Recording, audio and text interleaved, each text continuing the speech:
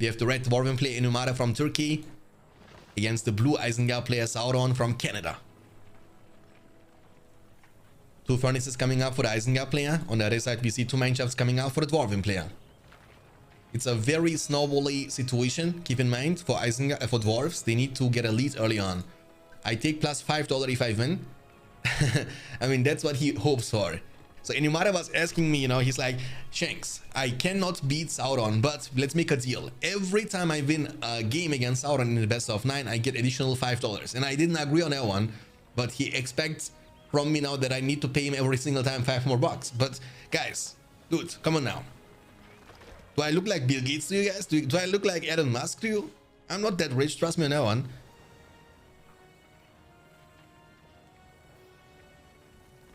Aussie Hafner, my dude, thank you so much for tuning in. Pay him channel points. Yeah, actually, yeah. You know, after the game, I say, okay, you won, actually. You won like 4 games. That's, you know, 20 channel points. There you go. All right, so we have 2 mineshafts into the Hall of Warriors coming up, into the Mighty Guardians, and the builder is moving to the bottom side. On the other side, we see 2 furnaces into the Mighty Uruk pit for the Uruk-hai. Remember, these are no orcs. These are Uruks, guys. And Uruks are sexy, and they know it. We have another furnace coming up, another furnace coming up. So 4 furnaces in total. I believe in a one-on-one situation, the Uruk should be able to win the fight. With the shield wall formation and hold ground stance, they can become quite tanky unless the Guardians are level 2, which would unlock the charge attack.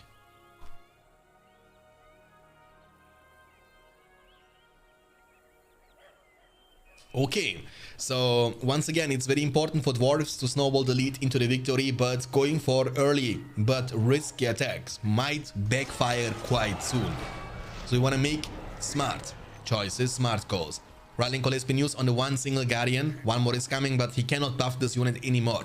Isengard is picking up the Kribane, which will be used to not only make the enemy units weaker, but also nullify the effect they will get from the Rallying call. The furnace is getting demolished instantly from Sauron to deny the opponent player Inumara any power points, any experience points he's looking to get for the Guardians. Remember, Guardians level 2 is a huge power spike. They will get additional armor and movement speed. And they will also get the chance to trample down the enemy units for a little bit, which is good. You know, when you fight swordman against swordman, you can disable them for a couple of seconds, which will eventually give you the upper hand. So Kribane is being moved on. The furnaces are in a very bad spot. Remember, they are extremely squishy in Battle for Middle-earth 2. They will be going down one by one. And from what I've seen in this tournament so far, the best playstyle against Dwarven faction is to expand offensively. With that, I mean build offensive tunnels, or, you know, in this case, furnaces. The furnace here has been taken down. The Guardians are doing a great job from Inumara. He has more and more of them incoming. He's also kind of, you know, lurking around the map a little bit, kind of making sure that he's scouting the area, seeing and knowing what's going on the minimap. And yeah, he will be able to see eventually this furnace. Yeah, he's able to see it. That's the vision control. That's pretty unlucky for Sauron. This furnace, right after it's coming up, will be definitely taken down.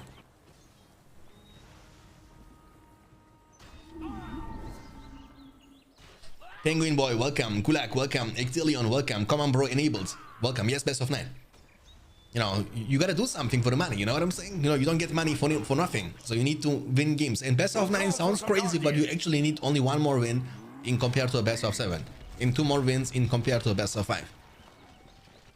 I mean, obviously, if it goes all the way up to the game number 9, yeah, they need to play 9 games. But if it's one-sided, you only need to win 1 more game in compared to a best of 7 series.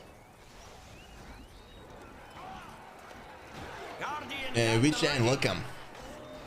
So for now, actually, we have a great start into the game from Inumara, definitely. He has 400 command points, he has Rallying Call back up. And crossbowmen are kind of forced to disengage. Remember, they are fast enough to get away. They are level 2 now, they will be respawning slowly but surely over time.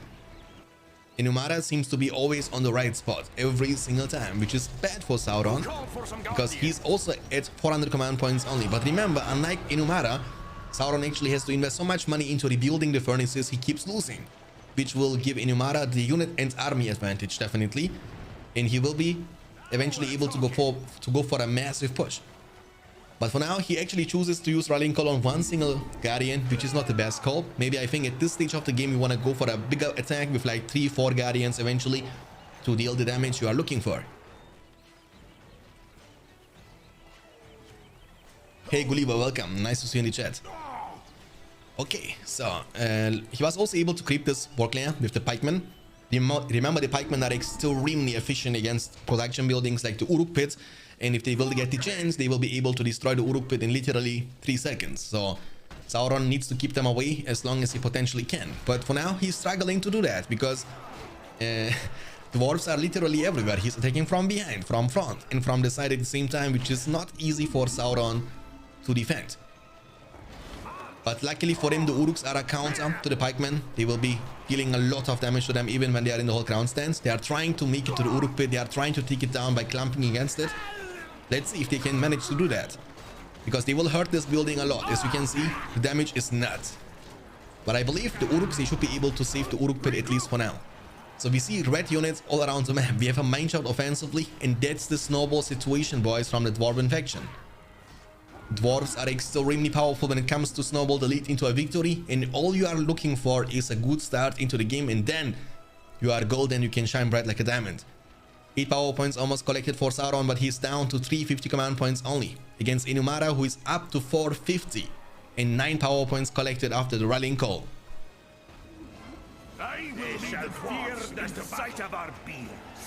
And Inumara is popping off, boys. Inumara is legit popping off. What a performance from the young Turkish player, 15 years old. He has now the Hobbit summon unlocked, and rallying call is almost back up. You know, wait a little bit and buff them all together. I think it's going to be almost impossible for Sauron to defend such a force. The Uruk pit here is already badly damaged, so he might get the chance to finish off both the Uruk pits, which will cut down the production speed in production of any more units for Sauron, which would literally mean GG at this point. They've also gone! He was huge. I mean, I was thinking that he has already Shake Foundation, but nope, it was only the slap. Boys, the commitment against the fortress. We have seen many people throwing their leads into the garbage by doing this, you know, because if it doesn't work out, you will be screwed. But hopefully for Inumara, it's going to work out, and it looks like it will work out because the damage incoming is kind of crazy. Remember, there is also Gloin, who is basically like a siege machine. In Sauron, ladies and gentlemen, is calling it GG, and what a great start into the best of 9 from the Turkish player Inumara. 1-0 for Inumara against Sauron. And we have the red Mordor player Inumara at the bottom side, who had a phenomenal start into the game number 1 in the last game, and he's facing against the blue Dwarven player Sauron at the top side. I mean, I don't need to showcase the map for Suffice, and I believe everyone and his grandmother actually was able to see this map already. Like, even in 50 years from now, if anybody is gonna ask you a question about Lord of the Rings, the Battle for Middle-earth 1, 2, or Rise of the Witch King, you will say Force of Isen. You know, that's gonna be the first thing which comes to your mind, because of the insane amount of memories on this map. 2 mineshafts into the Hall of Warriors coming up for Sauron, and we see 2 slaughterhouses into the double orc pit coming up for the Mordor player. So early on it would mean orcs, orcs, orcs, orcs, orcs. As Gothmog would like to say, the age of man is over. The age of the orc has come.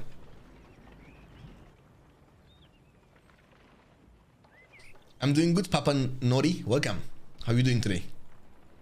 So, orc pit, and the eye of Sauron is upon us, boys. He's scouting everything. The great eye sees everything through bones and flesh and walls.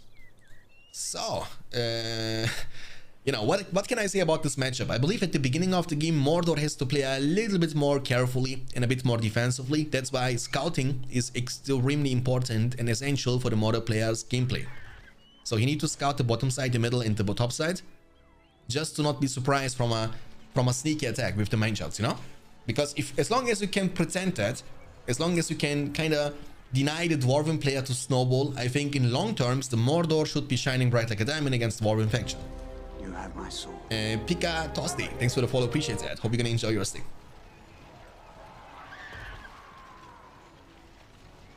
Really excited about 2 legends playing. Yes, Face, man. I'm very surprised. I mean, to be honest, I haven't expected this from Inumara. I haven't seen him also in the tournaments I was hosting before for BFME Zoom. I mean, if I'm not gonna lie, I was expecting Abe to make it to the finals against Sauron or even Ectilion, but Inumara was not in my mind, to be honest. But he will be definitely from now on. And you know, I like it. When somebody is improving his gameplay and bringing it to the next level, it's just gonna increase the competition, and it will just encourage the players to train even more and more and more, to become better and greater.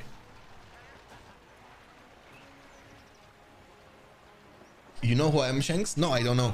I mean, you are Papa, right? So, it's your name. You know what to do. Rainy, BFME, welcome, Rainy.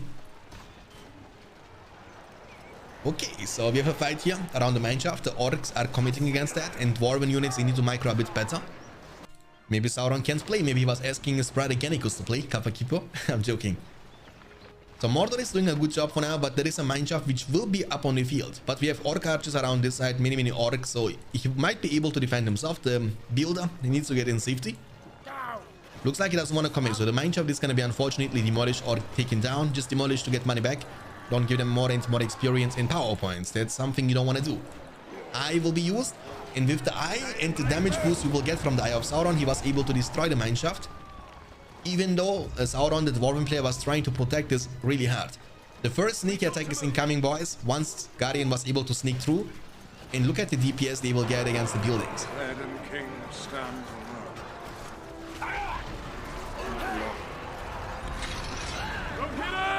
Rohirrim! Hey man, Measure of X. Theoden King stands alone, not alone. Rohirrim. He's coming in and riding to Gondor with 32 Rohirrim, guys. Thank you so much for tuning in. Thanks for the raids, Measure of X.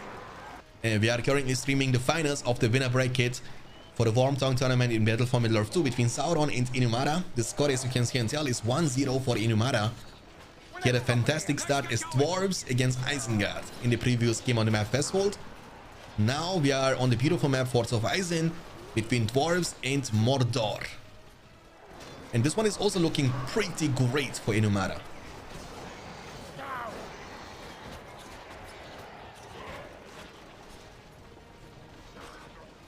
I mean, what I need to say is whoever wins that isn't the winner of the tournament yet, but he will have a huge advantage, because when you move to the grand finals, from the winner bracket finals, you at least secure yourself the second place, which would mean at least 30 bucks.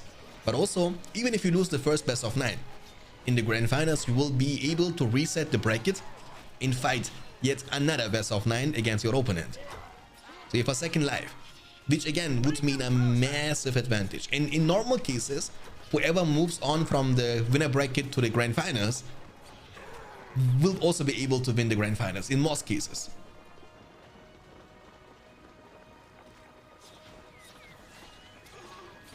And delay, we should have 30 seconds delay. Is Sauron mainly a BFME 2 player or Rise of the Witch King player? Sauron is a player who plays both the games at a very high skill level. But he was not playing Rise of the Witch King for a really long time now. Maybe he got a bit rusty in Rise of the Witch King, and he actually doesn't even play the Battle for Middle-earth 2 actively anymore. So he's actually playing Age of Empires 4 nowadays. But whenever there is a tournament I'm hosting, so he will always show up for the tournaments I'm hosting, party speed, and in most cases he will also be able to win, you know. So, but this might be an exception, this might be something different, because this game, trust me on that one, is looking great for Inumara. You have a Nazgul chasing down the battle wagon. The battle wagon is running for his life. I mean, he's gonna use heal. The battle wagon should be able to get in safety by entering the mineshaft. The Nazgul is already level 4, just like that. The Mordor heroes are able to level up like crazy from level 1 to level 4.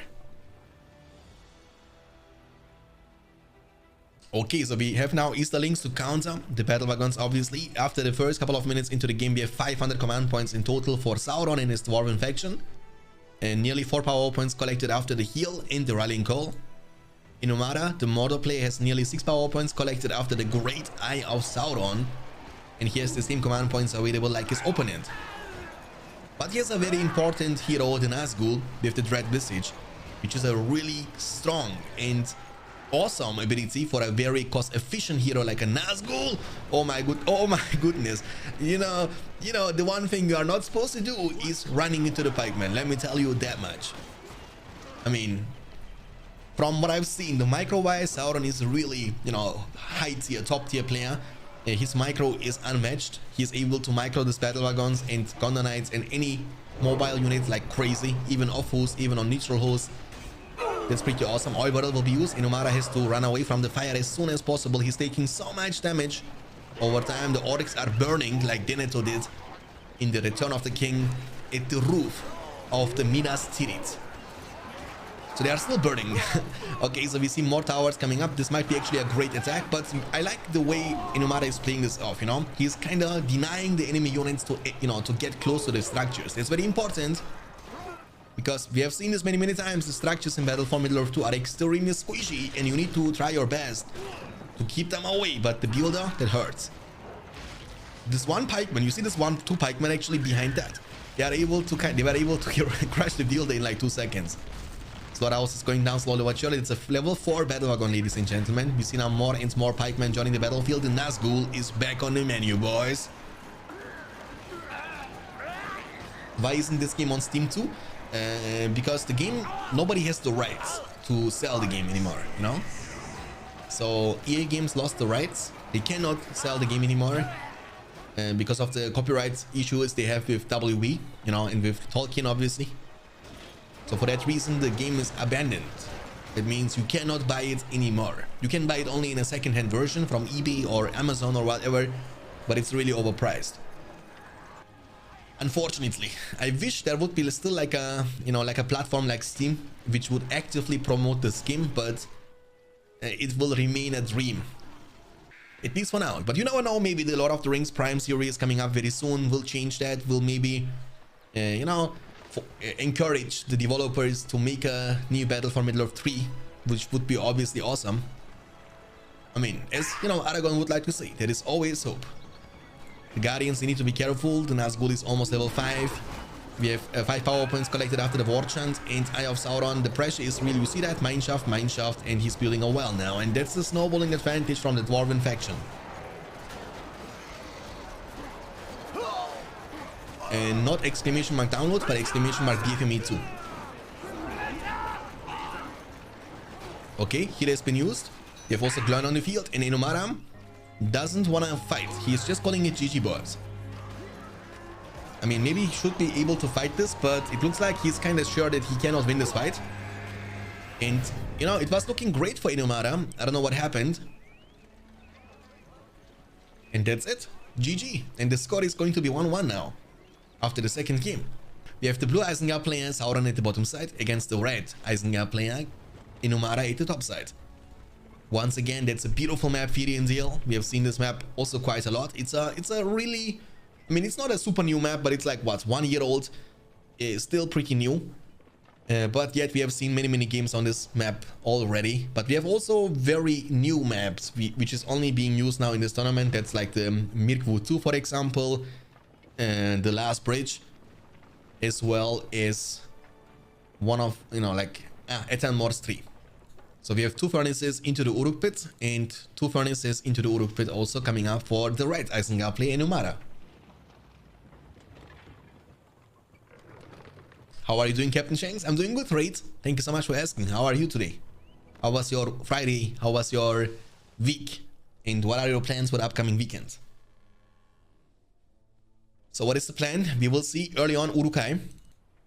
I believe from both the players at the same time. Yes, Uruks against Uruks. May the best Uruk win, I guess. This game might last a while, and I would love to see that. I would love to see heroes like Wormtongue and, you know, Wormtongue and Sharku and Lourdes and obviously Saruman. I would love to see that, but let's see if we are lucky to have like a long game going on.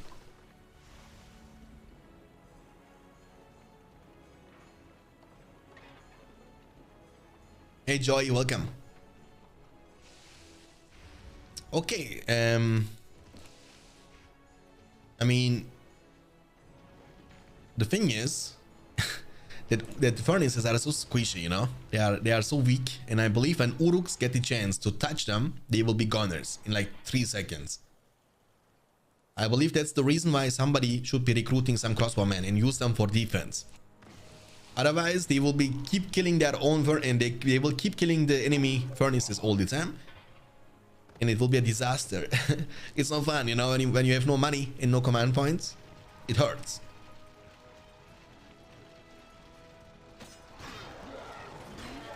BFME 2 buildings are made of paper. Only the Dwarven mineshafts are not, but because they are built by they are built with Dwarven skill. But furnaces are so squishy, yeah.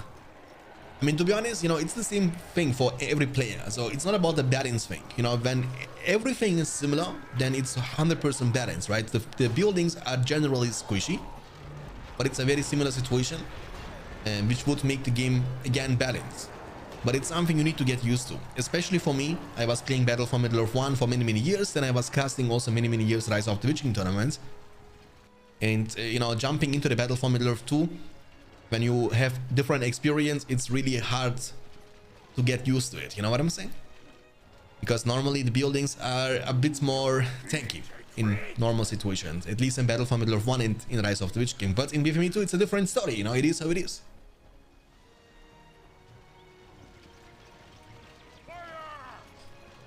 How do you get the circus around the fortress? That's something you can enable and disable in the BFME 2 pet switcher. It's called basement floors. You can check it or uncheck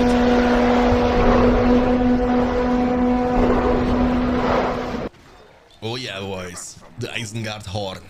But my lord, there is no such force. And then Sauron is walking out like a boss, and then talking, a new power is rising. And the victory is at hand. Back on the menu, boys. Looks like meat's back on the menu, boys. True, true, true. We have Uruk Pit number 2 coming up for Sauron. And not yet for Inumara. Maybe a War Pit could be a nice choice to trample down the Uruks. But, you know, he's holding it for now. I would love to see an early hero like Lourdes. Because the earlier you get your hero on the field, the more impactful he's going to have later on. Because you will be able to level up the heroes a little bit easier at the early stages of the game.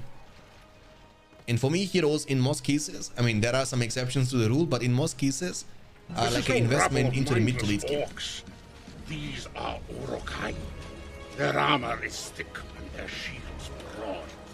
Oh yeah, look at them, boys. They are hungry. This picture was actually taken, the selfie from this Uruk was taken in the Helm's Deep. You know, you remember, right? When they were actually, when it was raining, and then they were actually having like a close camera angle to the Uruk, who was recently going to the dentist. Because look, his teeth, it's clean white, you know what I'm saying? He was recently going to the dentist, just like Balindru always does. Balindru also goes, Balindru is a person, he goes like to the dentist every 2 days. Balindru, where are you? At the dentist. Balindru, where are you? At the dentist. You know, just like the Uruk, you want to have the same teeth like this beautiful man. So we have Crossbow Man, this guy. When the one eye Rohan archer sniped, yeah, exactly. When the one eye, the old man, you know what I'm saying? He could barely stand, but they wanted to actually show the serious thing about this war, you know? You was forced to fight. Even children and women were fighting. Which kind of makes sense, because when there is no hope, then you cannot save them, right? So you cannot say the old and the women and the children, they should stay away, because they will die anyway if you lose the fight. So this way they will at least be able to participate. We have Uruks now leading forward from Sauron. He has double Uruk Pit, remember? He's able to outspam his opponent big time. The second Uruk Pit is still not up on the field for Inumara. He gets outspam big time. So we have in total 350 command points only for Inumara. He has no money at all. Against 600 command points for Sauron, the blue Isengard player. He has 5 power points collected after the Vision of Palantir. Vision of Palantir has been used from Inumara. So he was still not able to see this Uruks, if I'm not mistaken. Yeah, that's the vision control. Palantir will be used. Palantir also grants you additional movement speed. So your units are going to be able to move a bit faster. And there is only one single crossbowman. That's not going to be enough to save you the day. Inumara is forced to disengage. Forced to come back. Forced to defend this. Otherwise, we have seen this many, many times. He will lose everything in like 3 seconds.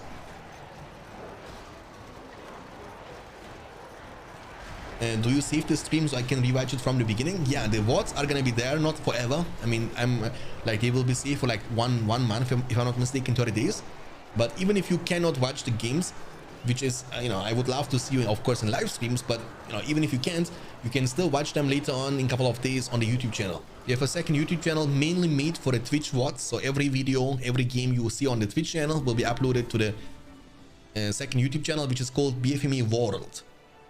But we have so many videos in the pipeline. I mean, this game is gonna be a little bit later, like a week, maybe a little bit longer than that, on the YouTube channel. Yes.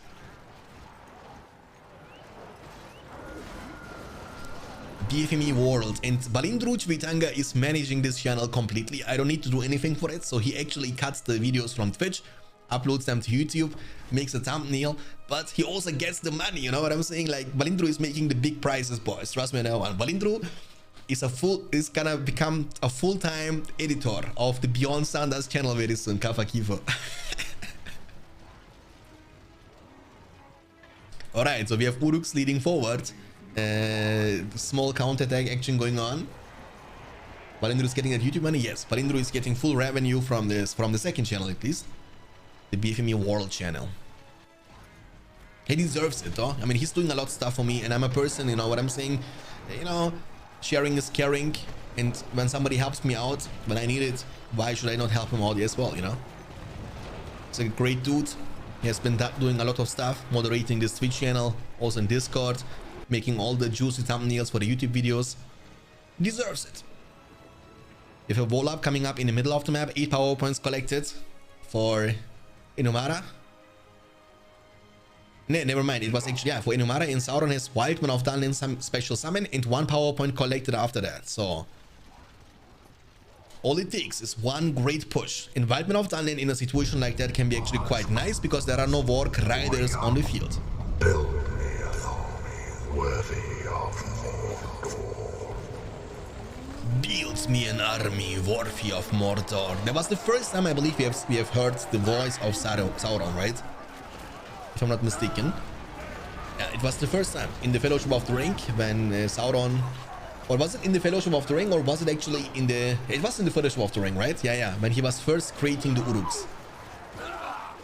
Okay, the furnace here is going to be taken down from the Weapon of Dunlin summon. Looks like Inumara has not enough units to defend such a force. 5 power points collected. Power points are literally rising to the sky.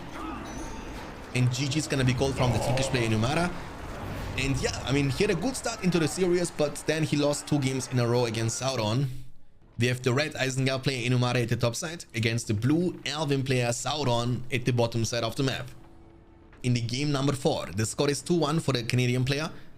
And Inumara, even though he was having a fantastic start into the series, he was leading 1-0, then he ended up losing 2 games in a row. So he needs to get back to his performance of the game number 1.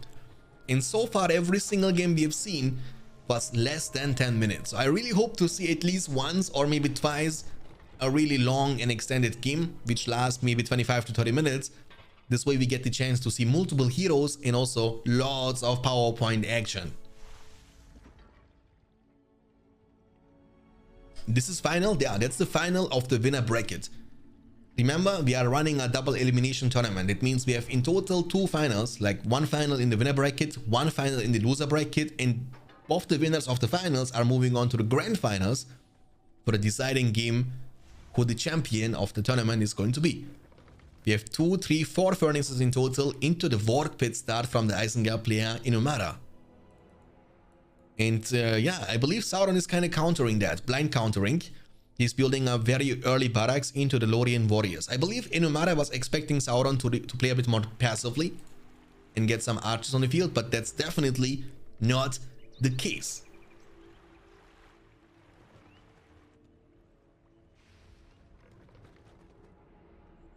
Okay, so let's see.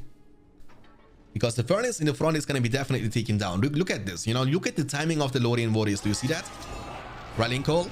And yeah, he's forced to demolish that just in time. And the Warg pit is not even up on the field yet. Do you know what it means? That these Lorien warriors have legit the time to destroy at bare minimum 3 furnaces if they actually find them. He will be able to find this one. It's going down 100%. And he might be even able to destroy this furnace. So it's a very great start from Sauron. Even though he's leading to 1, I think he had not a great start like this in the series before.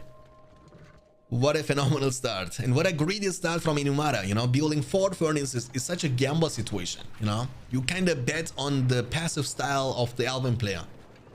It's great when it works out, but it's horrible when it doesn't. Hello Shanks, today will be a long stream. I don't know, Harris. I don't know, man. I'm planning to. I mean, you never know. I'm a very spontaneous guy, you know. So you never know. Maybe it's gonna be a stream until 5 o'clock in the morning. Yeah, it's a painful start, definitely. The Warg Riders are finally on the field. The only good thing for Inumara is that he was demolishing the buildings in time to at least get some of the money back he was investing to build, and also deny him the power points, you know. So he was not able to get enough power points collected. The whole ability will be used for additional damage boost on the Warg Riders. That will, you know, make them obviously deal more damage and take down those Lorien warriors a bit faster.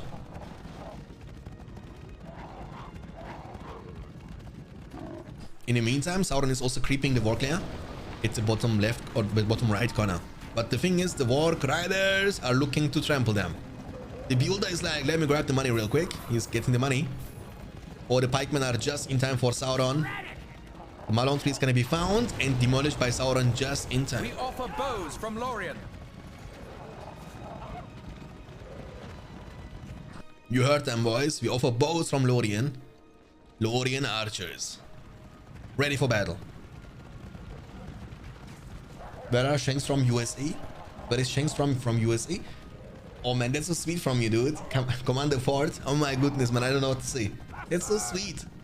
Guys, guys, you know how much this means to me? You know what this is supposed to mean? Commander Ford is like listening to me and he's like, this guy is speaking such a clean and smooth and accent-free English. He has to be from USA. Do you know what it means to me? Guys, come on now. Come on, VIP. Instantly VIP. We bring spears from Midland. We bring spears from Midland. Pikemen and archers, they are leading forward, but actually the Warg Riders are doing a good job. You know, they have put a lot of pressure on the Elven player. Counter attack. Isengard also started with the Palantir and not Warchant and not Kribin.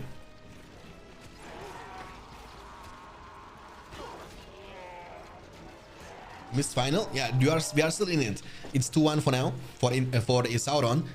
We are in the game number 4 between Elves in Isengard. The Elven player is Sauron and the Isengard player is Inumara.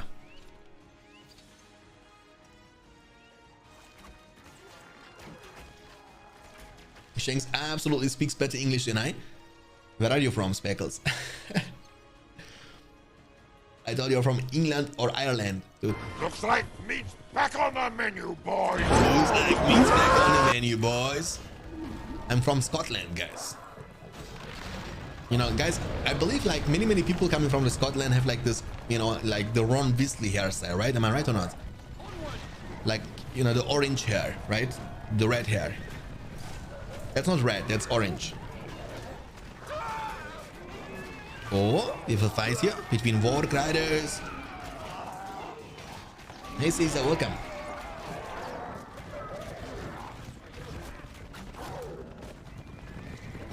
Braveheart, yeah. Big boy wants to not only get VIP, he want to get a mod in the channel, guys. Look at him. Look at him, boys. You have Lords on the field, level 1. Yeah. He's gonna hit level 2 in no time. That's gonna unlock the Carnage, but I believe the Furnace is gonna be still taken down regardless. The Warg Riders are running for their lives. Remember, the evil factions in BFME 2 have also sustained.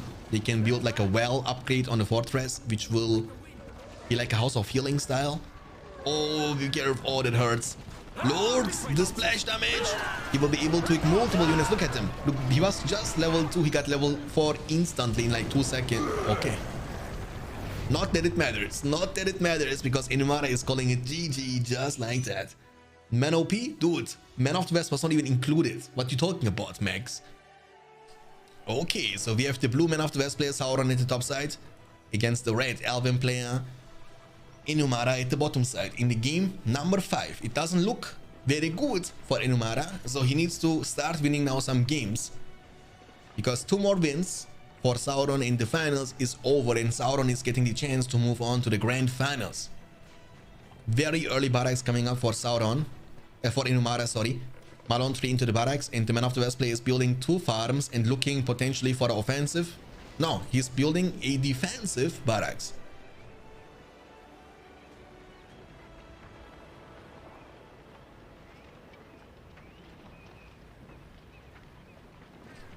Okay, I like the construction, you know what I'm saying? This is looking so dope, this building when it's being constructed.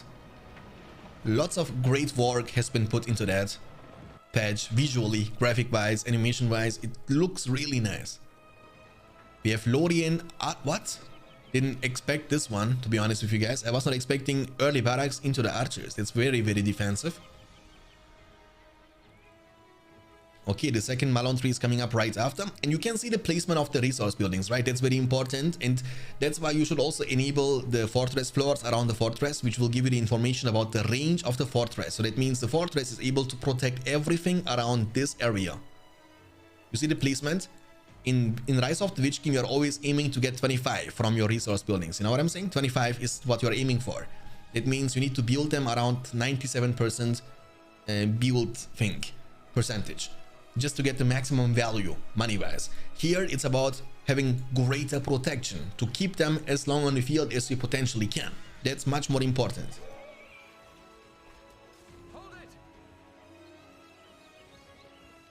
Okay, so we have archers creeping. Remember, that's possible in Battle for Middle-earth 2. You can creep with archers exclusively. The soldiers of Gondor are looking for a chance to show their quality, just like Faramir does.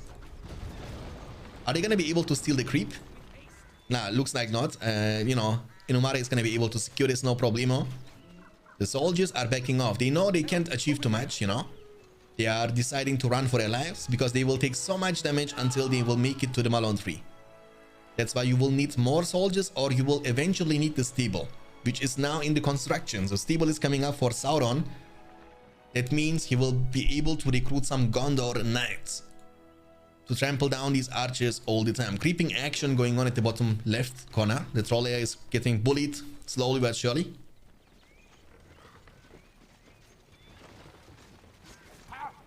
I actually think dwarves are more a defensive faction, like the beginning playstyle of elves. They don't have great harassment. They do when you can go for a surprise attack.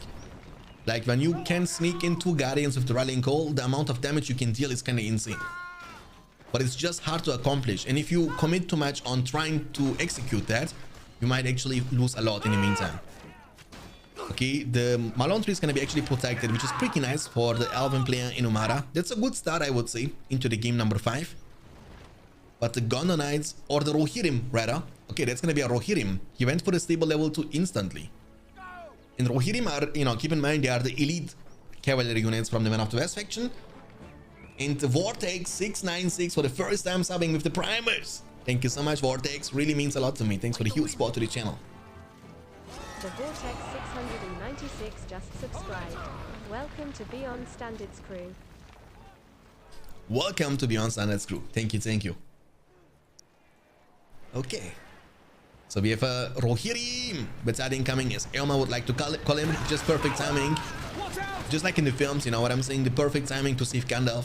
Just like in the films. In this case, the perfect timing to save the Gondor farm in the farmer. Look at him, guys. He's working hard. Friday evening, he doesn't mind. You know, he's a worker. He always works. Rohirrim, they are also able to fight with bows. So they are Rohirrim and Rohirrim archers at the same time. They are not the greatest archers, however, but they can, you know, still do a great job. When you have many of them on the field, you can, you know, keep the distance against the pikemen and shoot them from a safe distance. Pikes, though, they are countering the Rohirrim. They took a lot of damage, and that's the annoying part of the Elven gameplay, because the pikes, just like all the other infantry units from the Elven faction, are able to get invisible around the trees. He's not paid for panicking. No, he doesn't care, you know. He's used to it. He's used to it. So we have, in the meantime, more pikemen required, definitely, for the Elven player to counter the Rohirrim. The last thing you want is to give him the chance to trample down your archers. That would be quite painful. The well is coming up for the sustain. Oh, nice one. Nice defense from the Elven player. He actually kind of makes sure to protect all these Malone trees all the time. That's a great mix of offense and also defense at the same time. And that's, I believe, how you want to play this matchup. You know what I'm saying? You want to keep always some units around your own sites, around your own settlements, and put like pressure with 1-2 units. Just try to get into the mid to late game, in which you can recruit eventually many heroes and stuff like that. Rohirrim! Oh, free trample, just take it. No, okay. He ignores them completely, and he will be finding this Malone tree, which is almost taken down, and the Malone tree is going to be taken down. Unlike the normal units, they don't get too much experience for killing one single Malone tree. Be careful with the horses, that's painful. He lost so many Rohirrim, but luckily he was not able. Oh, be careful, Rohirrim. Okay, nice. So here's a well, that's fine, because you know, that's good for the evil, for the good faction side. because they can simply build a well and heal them up to full HP in full battalion, slowly but surely. So the healing in BFME 2 is kinda meh, you know. That's why it's recommended from time to time to build multiple wells, like 2-3 wells, to be able to stack the healing progress and speed it up. This way you can respawn these dead units from the battalion and heal them up to full HP way faster.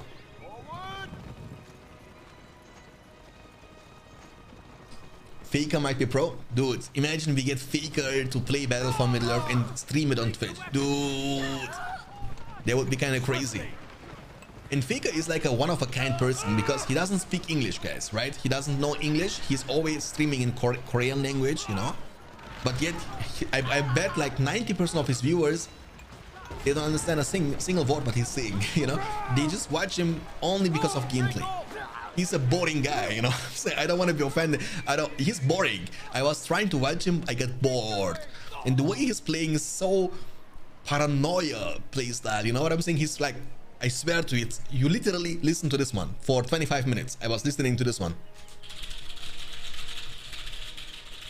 What the? What's chill, bro? It's League of Legends. I believe he's just smashing his keyboard not because he needs to, but he wants to kind of create this impression of him multitasking and he's so great. Oh my, this guy is insane, you know what I'm saying? Like 90% of the clicks he's making are unnecessary, but it looks cool.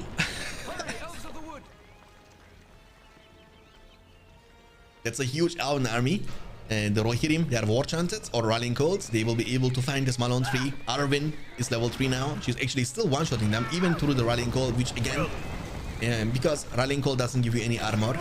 Oh, Legolas, Hawk Strike and the Rohirrim. Oof, that's painful. Legolas and also Arwen. Do we have any heroes yet? We have only Faramir. Look at this guy, you know what I'm saying? He looks like a person who is always trying to show his quality. You know, just like a regular guy who's trying to make his daddy proud. Oh, rallying call will be used. Okay. The builder is getting in safety. Soldiers are getting bullied. There is nothing that can match these archers at this point.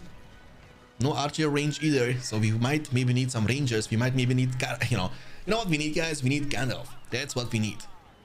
Gandalf to rule them all.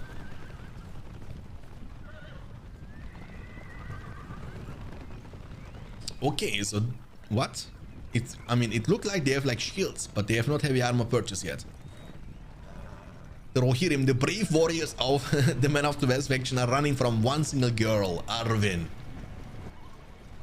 Faramir is still only level 1, not even level 2 yet. Level 2 will be required to unlock the Warning Arrow, which is a single powerful attack that can damage enemy units and heroes. And Legolas is doing this thing, you know what I'm saying? Legolas is killing the Rohirrim left and right. That's a human wood, by the way, if I'm not mistaken. Yeah, from the Man of the West player, which grants you additional armor, 35% to be precise. Legolas is forced to disengage, but he has army backing him up, so it's fine. Level 3 unlocks the train archers, which will train up those Lorien archers and give them more and more levels every single time. So 650 command points for men and 525 for elves. Even though it looks better for the elves in the minimap, actually the Man of the West player has still a greater experience and, command points. Just because the farm level 2 here is giving you in total 100 command points, you know, that's pretty nice. He has also farms hiding around the corner. Here one hiding farm. He's building another one at the bottom left side. Rohirrim, they will be able to find this almost level 2 Malon 3. There is 0 protection for Inumara. That's not what you want to do. You want to always keep at least one pikeman to protect yourself against the enemy lancers and riders.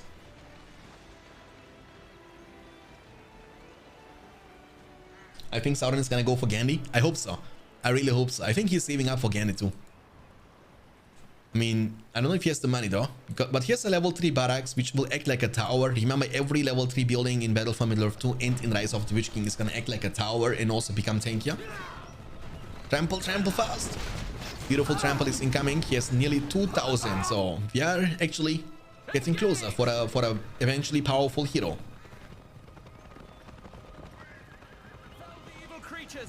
Oh, nice one here from Inumara. He's cutting them off. Looking for Hawk Strike. Look at this. These two fly like brothers. Phew! Nice shot. But as Gimli would like to say, that still only counts as one. The Rohirrim are running for their lives. They will be able to get away, no problemo. They have also the sustain. Look, everybody is attacking one single girl and... Oh! Arrow volley. It's lagging the game out. Arrow volley. Press F12 so the enemy can't escape. Oh my goodness. What arrow volley is coming in clutch from Enumara, the Turkish player. In the building. Faramir, yo, just like, why you kill him? He was just trying to show his quality, dude. Faramir in the meantime, what a throw from Sauron actually in both sides. He lost entire army to kill Arwen, and he also lost Faramir at the very same time. So here's, look at the money from the Elven player too. He has nearly 3,000, so he's also rich.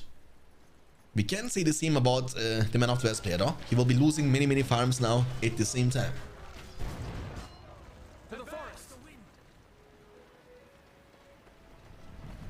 Oh boy. Oh boy, that's a huge army though. I mean, imagine Gandalf Visaplast right there, you know what I'm saying, guys? Gandalf would become Super Saiyajin, you know? He would become from level 1 all the way up to level 5 with one single juicy Visaplast right into the middle of this army. But he has not that much money. He has the banners. You see the banners here around the fortress? You know, these little small banners. They give you also cost reduction for the heroes. The barracks level 3, but it's not tanky enough. The pikes are demolishing it. What? Why you back off? Why? I don't understand. Oh, wait a second. Maybe he wanted to... Oh, he wanted to save Legolas. Legolas has been taken down. What are you doing, Legolas? I didn't see that coming. Look, his corpse by... Oh my goodness, poor guy. Bullied one by this two Rohirrim and... Oh, that hurts. Arwen is doing so much work though. And we have Faramir back on the menu. He's trying to find some revenge. Rohirrim are committing to this level 1 Malon tree. They will be able to take it down. We have the human wood available for the Man of the West player. Don't lose the Rohirrim. That's gonna be painful. They are expensive. Don't lose them. Don't lose them. He's paying attention. I take it back. Elven player is retreating. He was able to destroy the barracks level 3, but that's all about it. We have a lot of money for the Man of the West player. He's indeed saving up for Gandalf. Guys, that's gonna be dope because we will now get the chance to see Elrond, Legolas, and Arwen against one super mighty hero, Gandalf. But Gandalf needs some levels to be strong. His Easterly Light is so powerful against heroes too, but he needs to be level 7 to be able to use it. And the question is, will he be able to enter the battlefield? And if yes, will he be able to get to level 7 to be a hero counter himself really quickly? We have 4,000 plus resources collected. I believe you need 4,500 to get Gandalf on the field. So when the money is gonna be gone very soon, we know the plan of the Man of the West player Sauron in the game number 5.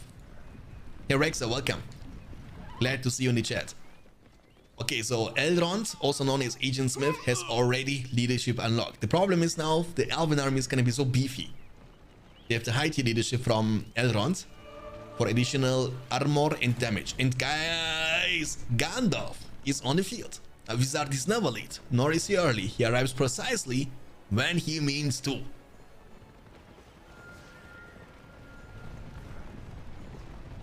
Hey Shanks, are any more matches scheduled for today? I hope that we will get also the chance to see Hiruma against Avehave later today. But it's not confirmed yet, so I cannot confirm anything. We gotta take a look.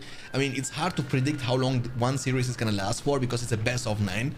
You know, it might be finished in 1 hour, it might be finished in 4 hours. It's hard to predict. And for that reason, it's hard to schedule anything after that. But hopefully, we will get more games, obviously.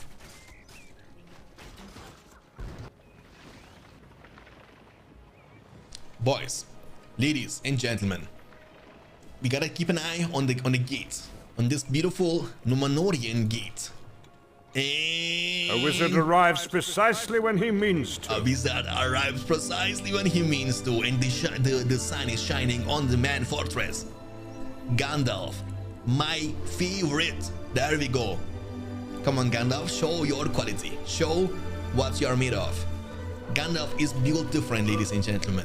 He's a Maiar, not a hero. He's a Superman of Middle-earth, but he needs some levels, you know what I'm saying? He has only the shield bubble, which will negate damage and also give him the knockback resistance for 5 seconds, and also the Visaplast. So ideally, when it comes to Visaplast, you wanna have something to stun the enemy units with.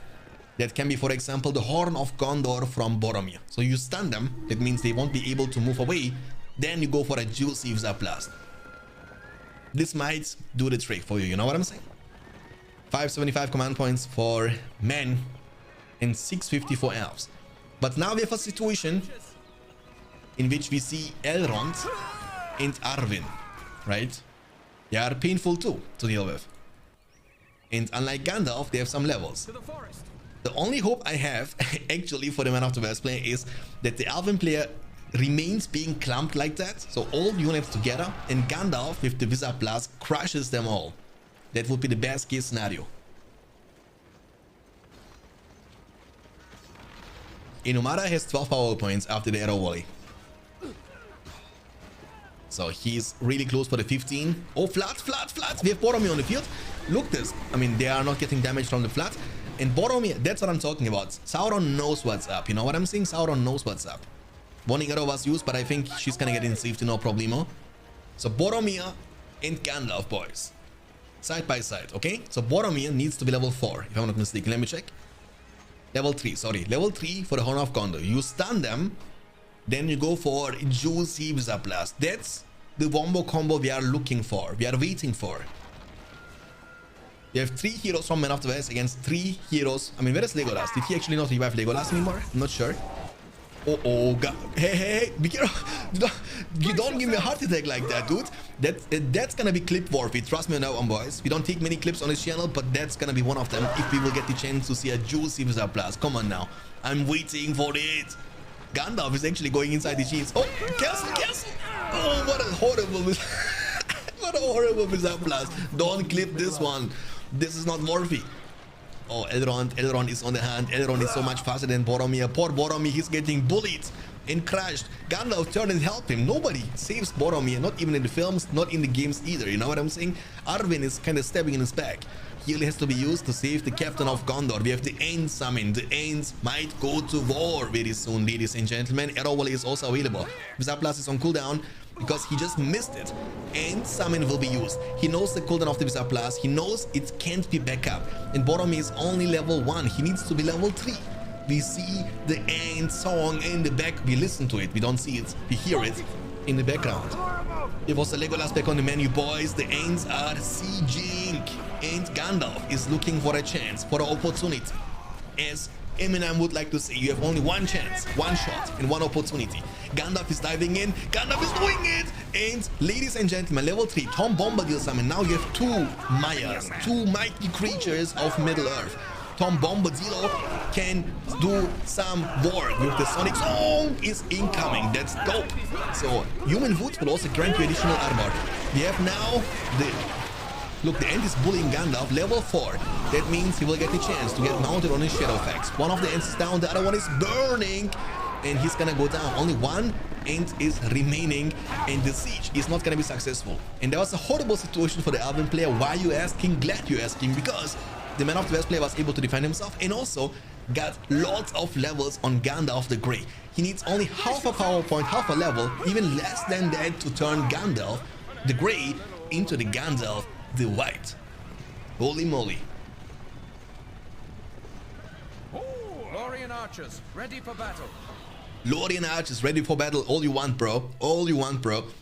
But, dude, you know, that's the reason why you should always go for Gandalf. Gandalf! Dude, I'm a fanboy of Gandalf. You know what I'm saying? When I would see Gandalf on the street, I mean, that's not gonna happen. But if, then I would, you know, ask him for an autogram. You know what I'm saying? Autograph. Level 6 Rohirrim, Legolas is doing a great job against them, crushing them actually. In time, we have also the seed, the Grand Harvest from the marketplace for additional money from the farms. We have now Tower Guards and more Rohirrim. Maybe Rangers could be nice. Maybe Aragorn would be nice. Maybe I'm greedy. Maybe I'm asking too much. But I would love to see Aragorn too. Does the change from gray to white boost his strats? Yeah, definitely. So when he's white, he's gonna have, I believe, lower cooldown on his abilities.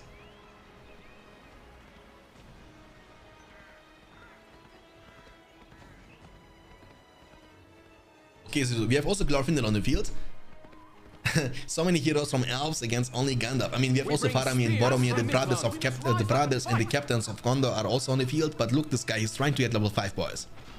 If you don't demolish, he might get level 5.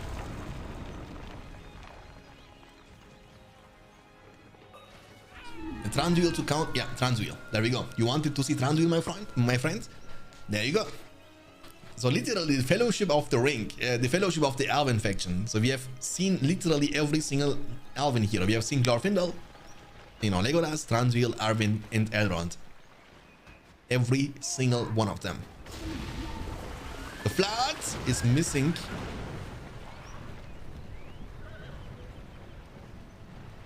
True. I forgot about Haldir because he died in Helm's Deep. You know what I'm saying? I was not counting on him. Okay, so Heidi level 7, level almost 5, and level almost 6 Legolas. But the one that matters the most is Thranduil. So Thranduil needs some more levels to be able to crash Gandalf. Where is Gandalf at? Gandalf the Grey. Oh, Gandalf the White. Okay, Gandalf the White. Look at him, boys. On his white. Look at him, boys. Look at him. You see it? You see him, guys? Let's go, Gandalf. I'm counting on you, brother. I'm counting on you. Oh my goodness, don't be clumped like this, dude. Don't be clumped like this. Run. Run, you fool. Holy moly. Let's go. Nice. Got almost full level. And level 7 unlocks the Easter Elite, right? And Easter Elite is oh my god, was also close. Gandalf was taking a big risk. But here's the shield bubble. You know, you can always use the shield bubble to negate a lot of damage for 5 seconds.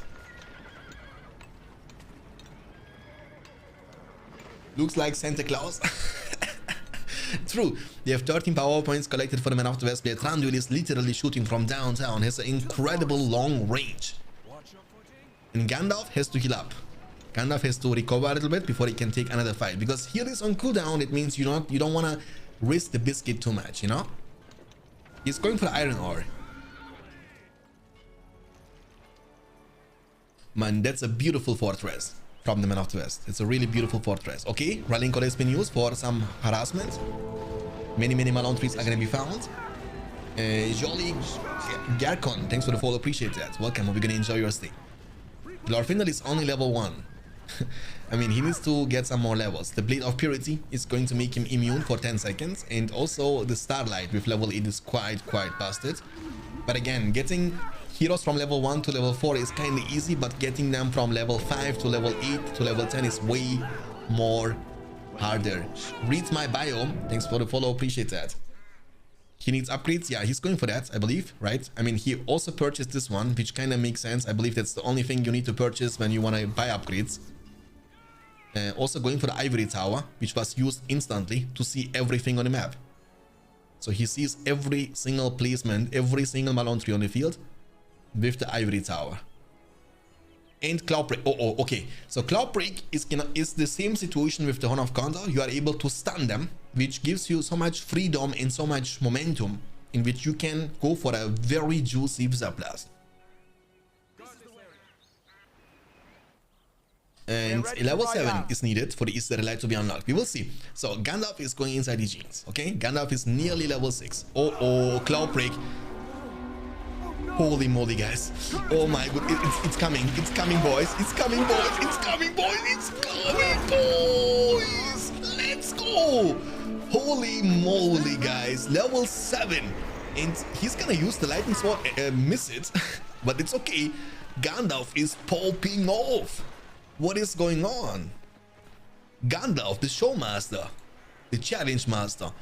And I want to see that now. Okay, so I want to see the damage output from Easter Elite against heroes. Yeah, he has 3 heroes next to each other. He's going for it, guys. Let's see. All full HP. Legolas was full HP, by the way, guys. Hey. Legolas full HP. And dude, this Gandalf is different. You know, this Gandalf is built different. This can be the one and only reason why for me BFME 2 is going to be awesome. You know what I'm saying? Because they respected Gandalf. Gandalf isn't a pleb in this game, trust me. Gandalf is worth to recruit. Leafing, thanks for the follow, appreciate that. Just have fun 69, thanks for the follow as well. Thank you guys. Okay, guys, so how awesome could it be if we would get the chance to see the Word of Power from Gandalf? I think that would be the best case scenario, because if you haven't seen it yet, the Word of Power hey. Okay, I was scared for a second, dude. Don't give me a heart attack. Hey. What's going on?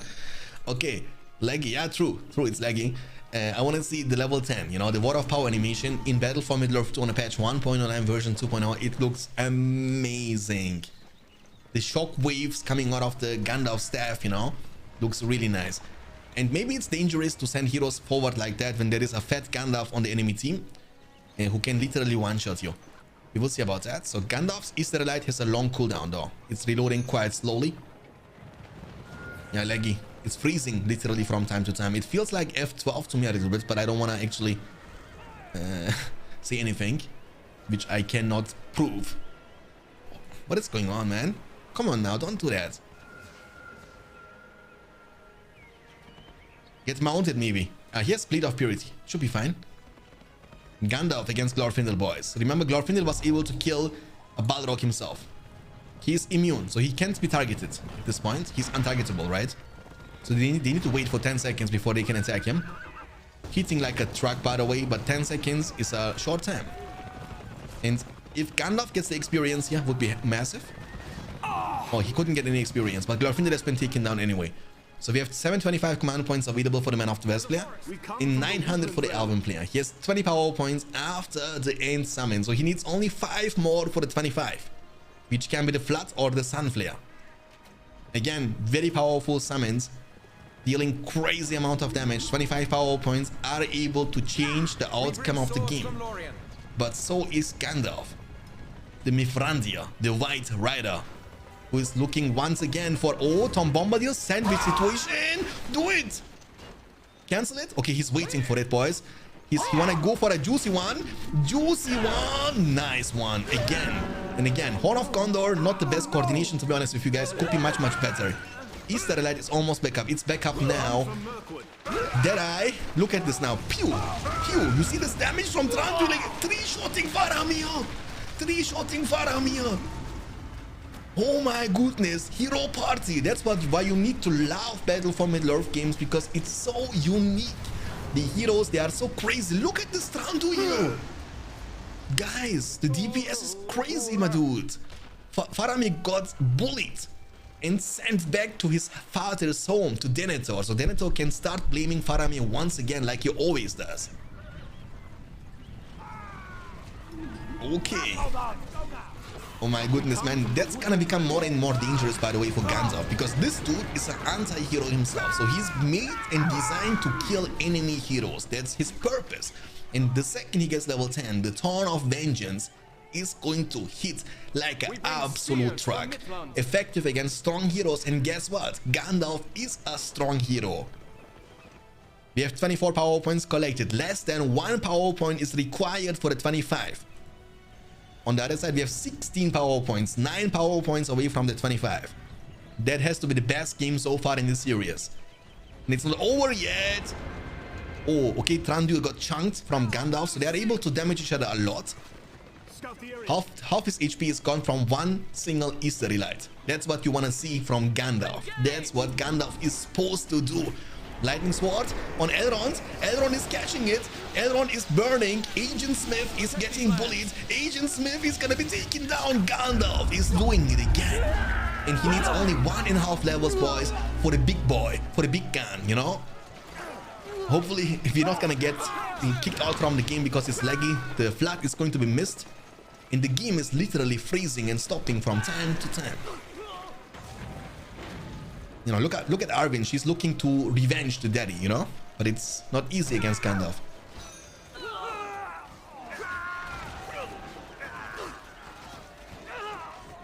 25 doesn't kill Gandalf, true. 25 can't kill Gandalf, but he has the Sunflare now. So if he can damage Gandalf maybe a lot, and he's not full HP, by the way, maybe he can crush him. I want to see that. What is going on now? Oh man. Why is it lagging? I don't understand. Hey. Oh, don't do that to me, man. Oh. I want to see Gandalf level 10. Oh. Easterlights? He wanted to actually Wizard Blast her, I think. Okay, it's good now. I don't, you know, sometimes it's actually good for like a couple of minutes and then it starts lagging and freezing from time to time. I don't understand what causes that problem. But anyway, we have Sunflare now available for the Elven player. We have also heavy armor and forged blades on this Rohirrim. We have a really late game, but the thing is, look how much he was able to destroy in the meantime. Do you see that? The Elven player is dropping down below 300 command points. Oh, that's painful. His command points capped big time. He lost a lot of Malone trees. The Man of the West player has 1000 command points. Holy guacamole, guys. Boromir has leadership unlocked. Where is Gandalf? We gotta keep an eye on Gandalf. Faramir is back on the menu, boys. Elrond is dead. Thranduil is alive. Level 5, almost level 6. Faramir, Gandalf is here. So Gandalf is almost level 9. But, you know, every level after this point is going to be so much harder to get. That's the problem. Because the amount of experience which is required for you to get from level 8 to level 9 is potentially greater than the experience you would need from level 1 to level 4. Do it! Okay, he's cancelling it. Horn of Gondor, though. The wombo combo, ladies and gentlemen. Oh my goodness. He's doing so good with his Gandalf. I like that. Really close to level 9. That means only one level is needed, ladies and gentlemen. He has 25 power points as well now from the spellbook. Come, Rangers. Let us scout for Gondor. Come, Rangers. Okay, looks like Legolas is back on the menu, boys, but don't get one-shotted once again from Gandalf and his Easter Elite, I'm telling you. Really close. Really, really close. Almost level 10. Almost level 10. Yes, true. Really close. Come on. He's looking. That is Legolas. He's gonna Easter Elite. Oh, he's Easter Eliting the enemy units. I think there was a mistake. Should have aimed for Legolas. Oh, he actually. Oh! Faramir is taking his revenge. He actually Easter Elited Thranduil. And Faramir, remember Faramir got killed before from Thranduil with 3 shots, and Faramir is like, you needed 3 and I need only 1 on your face, son, with the one finger, pew, you know, and like a fly, like, you know, when there is a fly and it's that was Thranduil, boys. Glorfindel is on the field now. Okay, so I mean, this is a very strong combination though, you know. Do it, Gandalf, do it. Now it's freezing again. Oh, the Sunflare! Oh, the Sunflare! Oh my goodness, the Sunflare killed all the Rohirrim with full upgrades. All of them. Okay, only Gandalf was able to survive because he used the heal. But we have the Army of the Dead special summon available for the Man of the West player.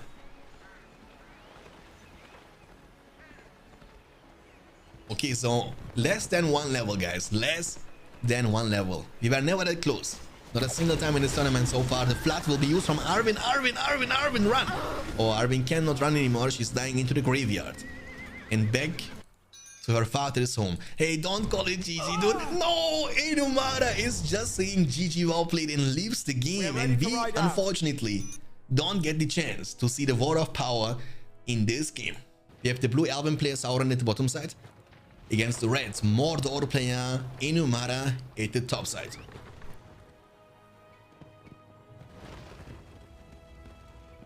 What happened to Mr. Smog? I don't know, man. I have not seen him for a really long time. But also, you know, it's not my tournament. It's not like I'm not sponsoring the tournament, right? So if Mr. Smog would like to participate, of course, he can also participate. I don't mind that. It's been a long time since the Fiesta. So it's time to keep moving on, you know what I'm saying? So if he wants to compete, if he wants to get a chance of winning the money, he can do that by participating. 2 slaughterhouses, Orc Pit into the 3rd slaughterhouse coming up right after. We have 1, 2, 3 slaughterhouse and Malon trees into the stable start.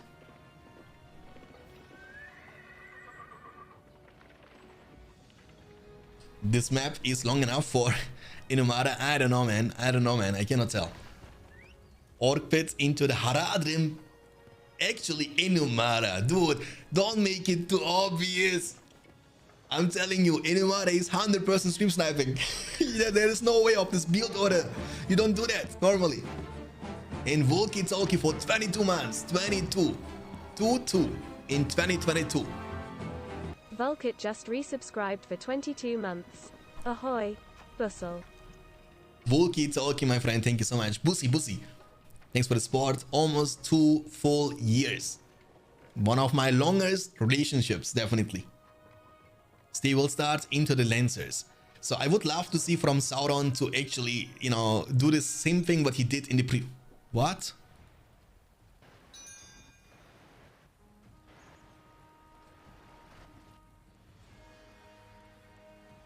What? He said GG?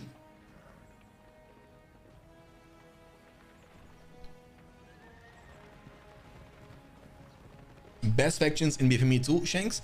You know, I believe Man of the West is in a really good spot, which is quite refreshing because in Rise of the Witch King for many years, Man of the West faction was the worst faction ever.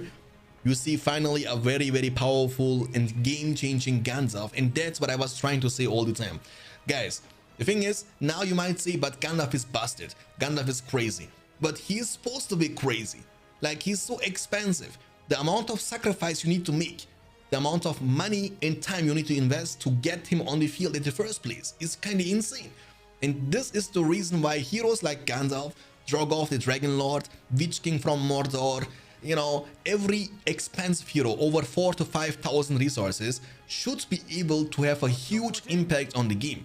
That's normal for me, because the amount of units and other cheap heroes you could be recruiting for the same money in compared to one single hero, that has to mean something, you know. And in Rise of the Witch King, most of the time the cheap heroes have more impact, because the amount of time you need to get Gandalf some levels after he joins the battlefield is insane.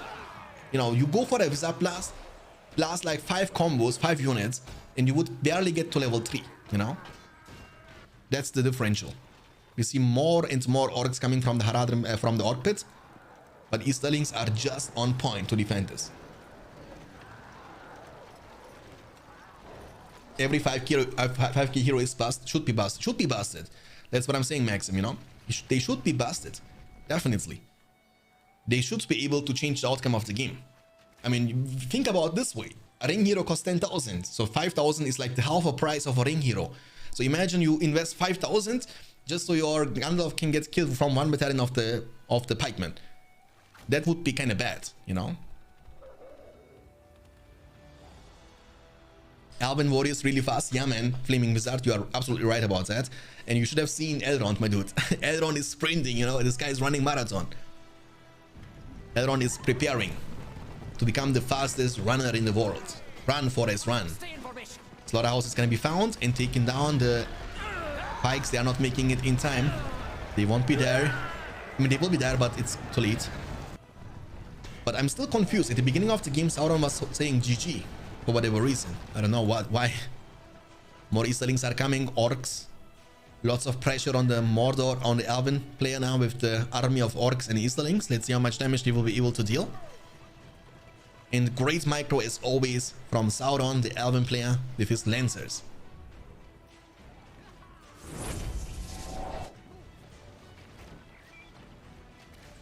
In this game mode, Gollum, definitely, Gollum is existing on this map somewhere. Gollum has to be somewhere around, and Gollum is extremely tanky, so you need to... Gollum has 12,000 HP, you know what I'm saying? So it's not gonna be easy to kill him.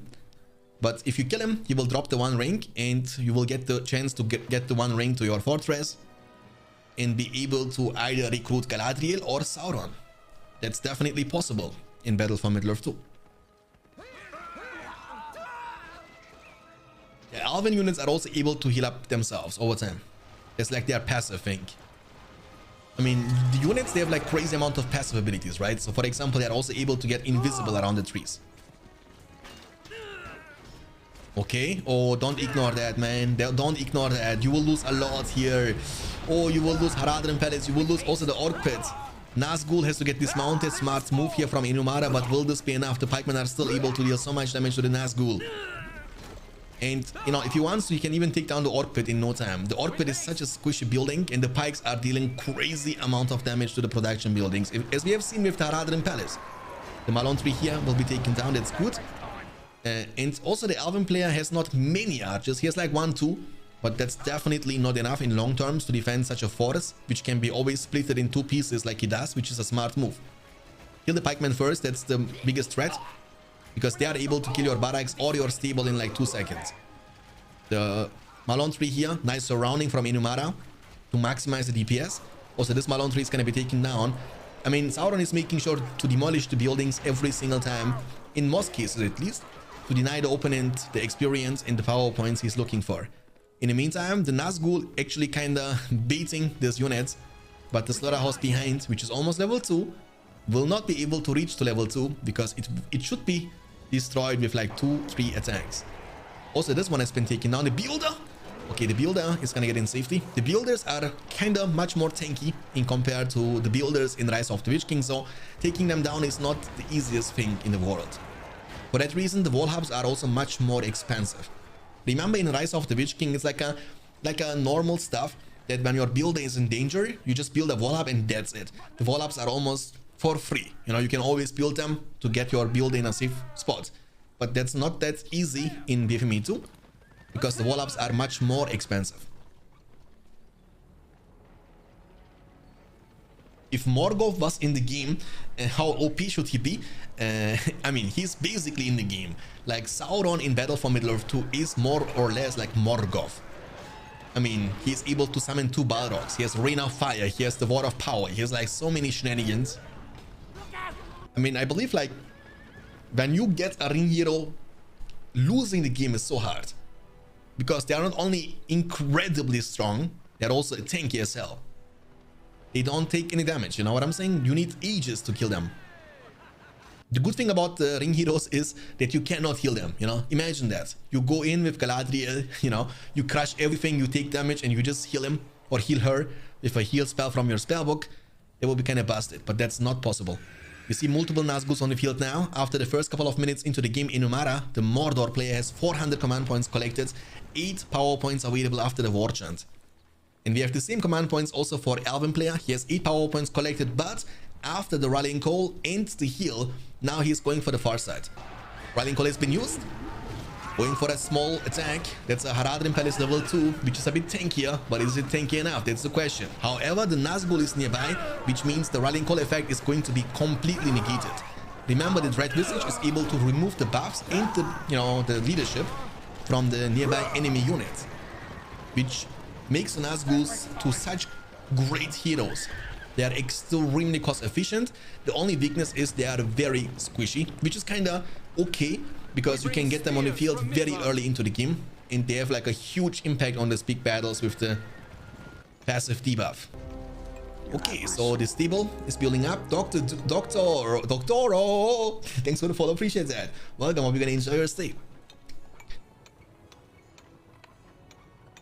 There was the one ring of the one. There was the point of the one ring creation. True.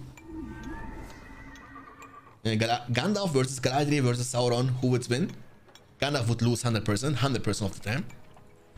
I believe between Galadriel and Sauron, Galadriel might be able to win. You know, because Galadriel feels like more like a single target one, while Sauron is gonna feel like. I mean, in Rise of the Witch King, I can confirm that Galadriel is able to win in a one-on-one situation against Sauron. That's definitely the case. I'm not sure in Battle for Middle-earth 2 though, because they are both devastating. Like, they are both crazily strong. The one can summon multiple eagles, the other one can summon multiple Balrog. But, you know, when it comes to destruction power, I would say, you know, Sauron is better. When it comes to destroy enemy buildings and fortress, Sauron is the better choice. What is actually the strongest faction in your opinion in Battle for Middle-earth 2? I believe, I mean, you know, I'm kind of maybe a bit biased, but from what I've seen in this tournament, I would say it's the Men of the West faction.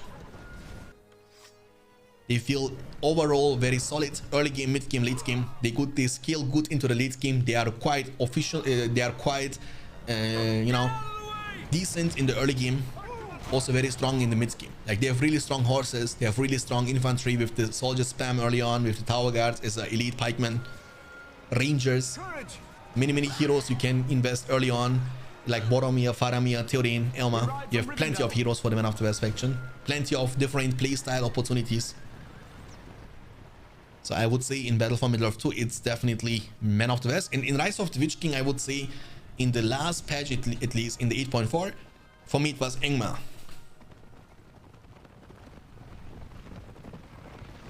Angmar was the best, and dwarves and men were the worst in the last version. But they are about to release a new version, the 8.5, which I believe should be released soonish. Again, this is already taking like 1 year, so it might take another year, I don't know. But they are working on it now for a really long time, and I guess in the new version they will try to buff the Dwarven faction and the Man of the West faction, because they were kind of weak in the 8.4 version. Again, because both the games BFME 2 and Rise of the Witch King are being worked on, they don't stop developing, they don't stop improving the game. So everything what is strong today can be weak tomorrow. So the answer to the question, what is the strongest faction, can be outdated in like a couple of days. My time grows short. Mordor is going for a big attack. They've also hidden on the field. Level 2, level 4 is required for the Elven hero to offer leadership, which is a damage leadership for 50% more damage and 25% increased combat experience. But remember, that doesn't mean anything, because the Nazguls, if they are nearby... Oh, Nazgul! Okay, one of them is dead, and the second one is also running it down, barely getting away. The pikes are big counter to the mounted heroes. But the Malon tree here is going down. The Malon tree here is the most important one, because it's almost level 3. Remember, level 3 is giving you in total 175 command points, so keeping this alive is very important for Sauron, the Elven player. Mordor is everywhere. The builder might be in trouble if he's not paying attention, but he will build another wall hub to just get in safety. 12 power points collected, 775 command points available. But again, from 825, he's getting 175 only from this one single Malon tree. So losing this will make him lose nearly 200 command points in a second. And that's painful. Big attack is incoming. We have a Rallying Cold army. He's also going for the Elven Wood. Elven Wood will give you additional damage and armor and give you the chance to destroy everything in 2 seconds. And Elven Wood cannot be covered from the Tainted Land. Keep that in mind. Arrow Volley is coming in clutch, but they don't die because they have so much stats on this Elven Wood. Everything is falling into pieces. Production buildings are falling and dying in 1 second. It means no more units anytime soon for the Mordor player, and that's painful. But he's not done yet. He will also be able to do economical damage at the very same time with his lancers. Mordor is kind of winning the fight in the middle with Haradrim archers. Units we don't get the chance to see very often. Legolas is shooting them down. Almost level 3. 9 power points collected after the Elven Wood. And look his money. He has 3,000 in the bank. He might get the chance to recruit maybe a hero like Thranduil. And I would love to see that. I would love to see Thranduil's Torn of Vengeance. And he's saying, okay, GG, well played. And Inumara is calling it, boys. He's calling it. He's leaving the game. And that's a 5-1 victory for the Canadian player Sauron. Shanks, we need to add delay, I think. But to be honest, guys, I don't think that Sauron is stream sniping. I really don't think that.